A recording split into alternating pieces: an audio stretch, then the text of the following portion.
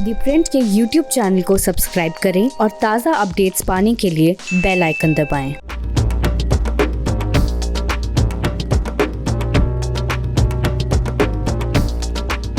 एक तरफ लद्दाख में भारत और चीन की सेनाएं डटी हुई है और तकरीबन दोनों देशों की तरफ से करीब 80,000 सेनाओं की जो फौज की है डिप्लॉयमेंट, और इसके साथ में जो फिजिकल आर्मी है उसके साथ में तोप, मोटार, गोले, मिसाइल, इन सब की डिप्लॉयमेंट है उस समय लद्दाख बॉर्डर पे, ताकि अगर कोई ऐसी इवेंचुअलिटी हो तो उसका मुंहतोड़ जवाब दिया जाए। लेकिन साथ में भारत लगातार कोशिश कर रहा है कैसे मामले को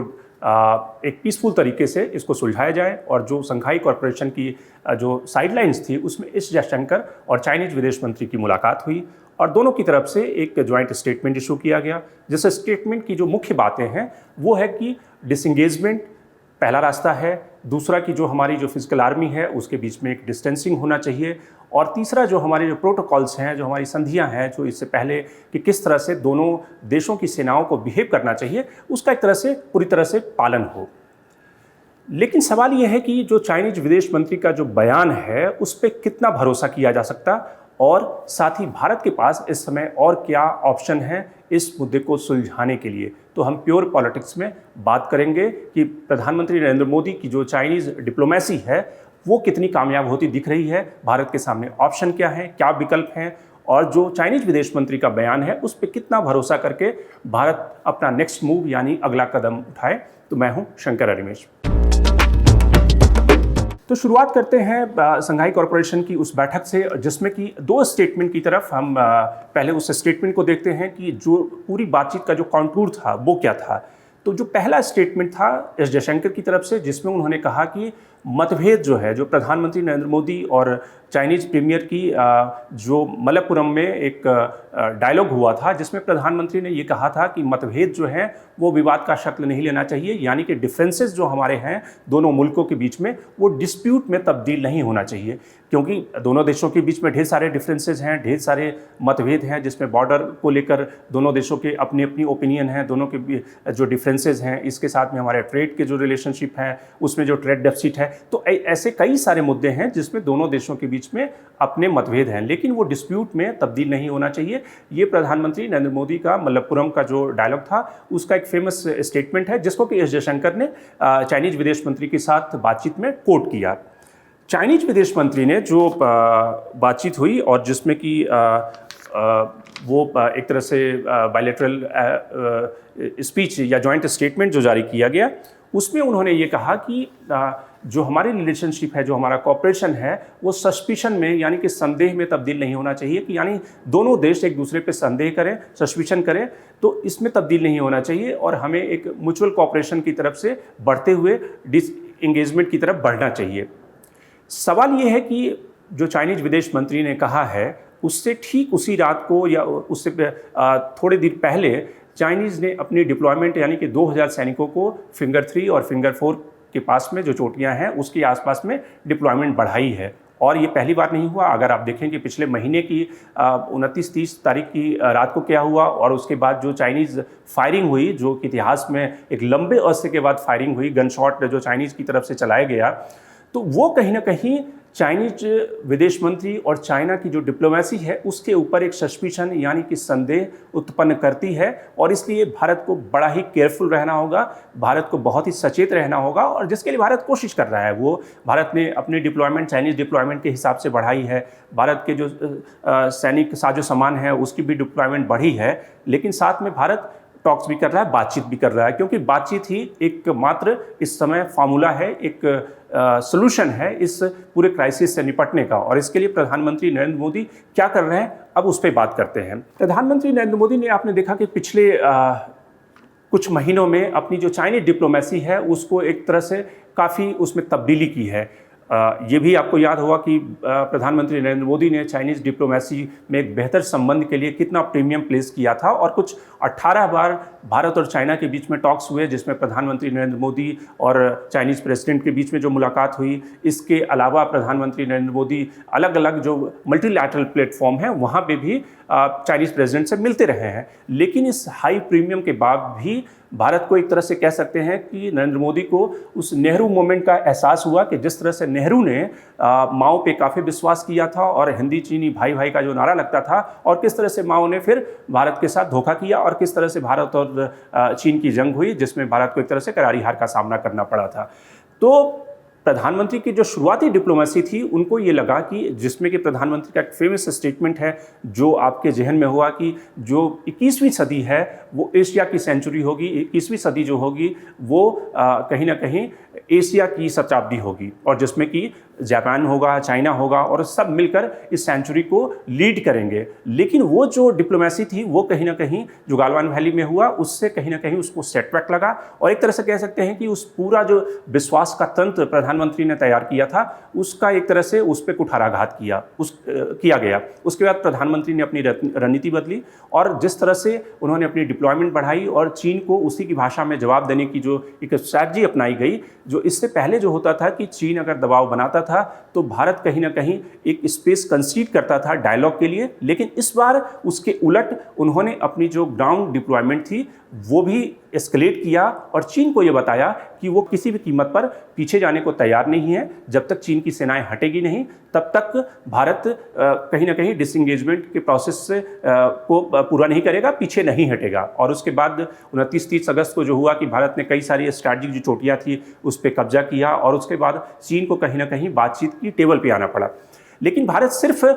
ये नहीं कर रहा है कि अपनी डिप्लॉयमेंट और बातचीत बायलैटरल एंगेजमेंट बढ़े, बल्कि वो मल्टीलैटरल जो प्लेटफॉर्म है उसका भी कहीं ना कहीं फ़ायदा उठा रहा है। और इसलिए जो रशिया की एंट्री हुई इस पूरे शंघाई कॉरपोरेशन के दौरान उस डायलॉग को एक तरह से अमली जामा पहनाने में, उस भारत और चीन के बीच में डायलॉग हो सके रक्षा मंत्री के लेवल पे और बाद में विदेश मंत्री के स्तर पे, तो उसमें कहीं ना कहीं राष्ट्रपति पुतिन का भी बड़ा योगदान था। तो कहीं ना कहीं भारत इसमें मल्टीलैटरल जो प्लेटफॉर्म है और जो वैसी शक्तियां हैं, वैसे जो सुपर पावर हैं जिनका कि पूरी दुनिया में एक होल्ड है, जिसमें कि रशिया है। हालांकि रशिया और चीन के जो संबंध हैं वो काफ़ी प्रगाढ़ हैं और भारत और रशिया के भी संबंध प्रगाढ़ रहे हैं, लेकिन किस तरह से जो रूस का शी जिनपिंग के साथ जो संबंध है उसका कहीं ना कहीं भारत फ़ायदा उठा सके, और इसलिए रशिया को इसमें इन्वॉल्व किया और पुतिन ने इसमें एक कोशिश की है कि किस तरह से दोनों देशों की जो सेनाएं हैं डी एस्केलेट कर सके। अब सवाल जो तीसरा है कि भारत इन सब की डायलॉग डिसएंगेजमेंट के अलावा भी तीसरी जो रणनीति है उसका भी इस्तेमाल कर रहा है। वो तीसरी रणनीति क्या है कि जो साउथ चाइना सी है, जहाँ पे चीन का एक बड़ा स्टेक है और जो पूरी एशियन कंट्री हैं वो लगातार आरोप लगाती रही हैं कि किस तरह से चाइना उनके उस इनलैंड इलाके में इंट्रूजन करता है। और अगर आप देखें कि अमेरिकी विदेश मंत्री का स्टेटमेंट और अमेरिका की जो पूरी स्ट्रैटेजी है कि किस तरह से साउथ चाइना सी में जो चीन का होल्ड है उसको कैसे खत्म किया जाए, और उसमें भारत कहीं ना कहीं एक पार्टिसिपेंट के तौर पर, एक एक्टिव पार्टिसिपेंट के तौर पर भाग ले। और कल का अगर स्टेटमेंट देखें आप अमेरिकी विदेश मंत्री का, जिसमें उन्होंने आसियान कंट्रीज से आह्वान किया कि जो वियतनाम और तमाम ऐसे कंट्री हैं उनके साथ में वो सब मिलकर चीन का मुकाबला करें। कल ही शिंजो एबे जो जापान के प्रधानमंत्री हैं, जिनके साथ में प्रधानमंत्री नरेंद्र मोदी की बड़ी अच्छी रिलेशनशिप है, उन्होंने जो पिछले कुछ सालों में कल्टीवेट किया है, उसमें शिंजो एबे और प्रधानमंत्री नरेंद्र मोदी के बीच में साउथ चाइना सी में और कैसे इंगेजमेंट बढ़ाया जाए भारत और जापान के बीच में, उसको लेकर भी कई सारे करार हुए हैं। तो यानी कि चाइना को कैसे कंटेन किया जाए, चीन को कैसे कंटेन किया जाए, उसके लिए भारत तीसरे मोर्चे पर भी, यानी कि साउथ चाइना सी है, वहाँ पे जो अपनी प्रेजेंस है उसको कैसे बढ़ाया जाए, साथ ही जो ताइवान और तिब्बत जो चीन की दुखती रग है वहाँ पे उस नब्स पे भी कैसे हाथ रखा जाए। और एक खबर आ जाई है कि दलाई लामा जो हैं वो ताइवान जाना चाहते हैं। तो कुल मिलाकर अगर ताइवान दलाई लामा जाते हैं तो निश्चित रूप से चीन की जो नाराज़गी है और बढ़ेगी, लेकिन वो कहीं ना कहीं काउंटर बैलेंस होगा चीन को बातचीत के टेबल पर, और कम से कम बातचीत और डिसएंगेजमेंट के टेबल पर लाने के लिए। तो ये प्रधानमंत्री की अपनी स्ट्रैटेजी है। इस पूरे प्रोसेस में भारत का जो चीन के प्रति रवैया है और चीनी सेनाओं का जो घुसपैठ है, जिस तरह से वो लद्दाख में डटी हुई है, उसमें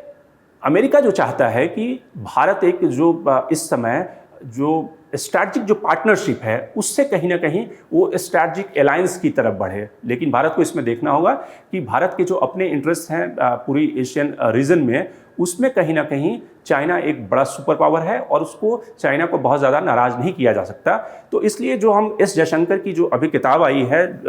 उसकी कुछ पंक्तियों को आपको सुनवाते हैं कि एस जयशंकर जो चाइना की रिलेशनशिप को लेकर उन्होंने जो चैप्टर लिखा है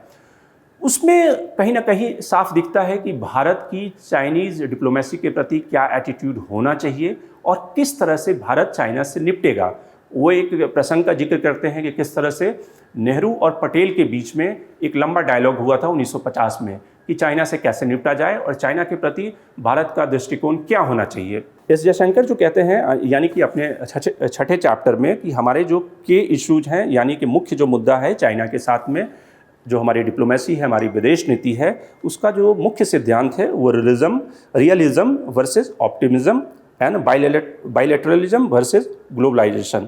यानी कि जो हमारी वास्तविक स्थिति है, हमारी जो विदेश नीति की, और हम हमेशा आशावादी रहेंगे कि हमारी रिलेशनशिप और मैच्योर होगी, प्रगाढ़ होगी, और बायलैटरल रिलेशनशिप के साथ में जो ग्लोबल इंस्टीट्यूशन है, जो ग्लोबल सुपर पावर है, उसकी मदद से इस रिलेशनशिप को और आगे हम बढ़ाएंगे। एस जयशंकर एक बात और कहते हैं कि जो हमारी अंडरस्टैंडिंग है इस पैक्ट के बारे में कि हमें हमेशा एक समन्वयक यानी कि संतुलन बनाने की कोशिश करते रहना होगा चाइना के साथ में। और ख़ास करके जब अमेरिकी उपराष्ट्रपति माइक पेंस के साथ में उनकी एक डायलॉग हुई जिसमें कि एस जयशंकर ने इस बात को कहा कि चाइना और इंडिया जो हैं वो राइजिंग सुपर पावर हैं, लेकिन हमें सम सॉर्ट ऑफ अंडरस्टैंडिंग और एक संतुलन बनाने की दिशा में हमेशा काम करते रहना होगा। यानी कि आप ऐसा नहीं कर सकते कि आप एक अमेरिका के साथ में एक अलायंस पार्टनर के रूप में मिलकर चाइना को काउंटर करें। ये कहीं ना कहीं इंडिया के इंटरेस्ट के काउंटर प्रोडक्टिव होगा। तो इसलिए एक हमें संतुलन बनाने के लिए लगातार काम करते रहना होगा, और वो संतुलन की जो दिशा है कि वो एक प्रैग्मेटिज्म जो हमारी रिलेशनशिप की है उसके आधार पे हम अपने जो मतभेद हैं उसको साधने की कोशिश करें। Shankar Animesh the print. लेकिन आप सुझाव, अपने कमेंट्स हमें लगातार भेजते रहें, और साथ ही हमारा जो यूट्यूब चैनल है उसको सब्सक्राइब करना ना भूलें। साथ ही हमारे जो सोशल मीडिया के ढेर सारे प्लेटफॉर्म हैं उससे भी लगातार जुड़े रहें।